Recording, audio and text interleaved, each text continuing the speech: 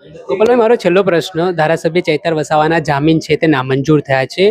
અ, નર્મદા જિલ્લા કોર્ટમાં બંને પક્ષની દલીલો સાંભળીને ધારાસભ્યના અગાઉના ગુનાઓને ધ્યાનમાં રાખીને એક કારણ એવું પણ આવ્યું કે સોશિયલ મીડિયામાં તેમના સમર્થકો દ્વારા જે નિવેદનો કરવામાં આવ્યા એટલે જામીન રદ થયા છે. તો કઈ રીતે જોઈ રહ્યા છો આ વાતને આખી, ને શું તૈયારીઓ છે? નહીં, જેણે 107 ગુનાઓ ગુજરાતમાં કર્યા હતા એની તે જામીન ને બધું મળ્યું ને, માન સન્માન, ખુરશી, મંત્રી પદ મળ્યું ને ગુજરાતમાં. ચૈતર વસાવા ઉપર ભૂતકાળમાં કેટલા રાજકીય ગુના નોંધાયા છે એ કોઈ મહત્વની બાબત નથી. જે મંત્રીના છોકરાએ 2500 જેટલા કરોડનું અંદાજિત કૌભાંડ કર્યું હતું, જામીન તો એને જ્યુડિશિયલ કોર્ટમાંથી મળી ગયા. કાયદાનો એવો નિયમ છે. હવે જયારે વાત નીકળી છે તો વાત લાંબી થવી જોઈએ. હું વકીલ છું.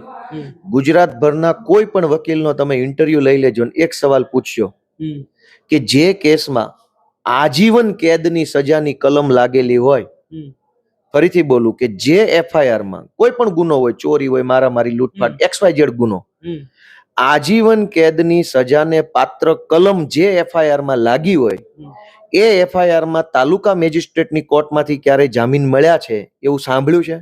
ગુજરાતના કોઈ વકીલે નહીં સાંભળ્યું હોય.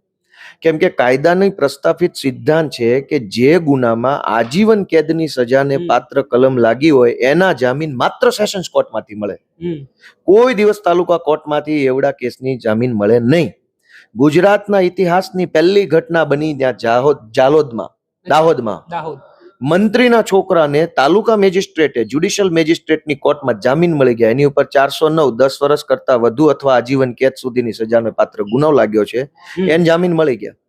બીજી બાજુ ચૈતર વસાવા ઉપર આજીવન કેદની કલમ નથી લાગી, એની ઉપર 7 વર્ષ કરતા વધુ અથવા 10 વર્ષ સુધીની કલમ લાગી. તો એમાં સેશન્સ કોર્ટ જામીન આપી શકે. 10 વર્ષ સુધીની સજાને પાત્ર ગુનાની કલમમાં ચૈતર વસાવાને સેશન્સ કોર્ટમાંથી જામીન નથી મળતા. આજીવન કેદની સજાને પાત્ર ગુનાના આરોપીને તાલુકા કોર્ટમાં જામીન મળી જાય છે. હું ત્રીજી વાર રિપીટ કરું કે ગુજરાતના કોઈ વકીલને એવો અનુભવ નહીં હોય, કોઈ વકીલને પોતાની જિંદગીમાં અનુભવ નહીં હોય કે આજીવન કેદની સજાના આરોપીને તાલુકા કોર્ટમાંથી જામીન મળે. તો ન્યાયના કાટલા પણ આપણે જોવા પડશે. બધી જ વખતે આપણે આરોપ મૂકીને ભાગી જઈએ, સવાલ પૂછીને ભાગી જઈએ એવું નથી. ક્યારેક સવાલ સત્તામાં બેઠેલા માણસને પૂછવો પડશે કે આ શું ચાલે છે તમાશો. મંત્રીના છોકરાને મેજિસ્ટ્રેટની કોર્ટમાં જ જામીન મળે અને વિરોધ પક્ષના ધારાસભ્ય કક્ષાના માણસને સેશન્સ કોર્ટમાં જ જામીન ન મળે તો આ છે શું? જનતાને જાણવાનો હક છે. આખરે તો આપણે બધાનું અસ્તિત્વ, ચાહે મેજિસ્ટ્રેટ હોય, ચાહે સેશન જજ હોય, ચાહે સરકારી વકીલ હોય, ચાહે વડાપ્રધાન હોય, બધાનું અસ્તિત્વ જનતાના કારણે છે. જનતા છે તો બધા છે. અચ્છા, 107 ગુના વાળા કોણ છે જેમને સન્માન? હવે તો તમે કદાચ આ ગામના નહીં હોય એટલે તમને ન ખબર હોય, બાકી જે લોકો આ ગામના છે એને ખબર જ છે. આપણે એમાં શું કહેવાનું.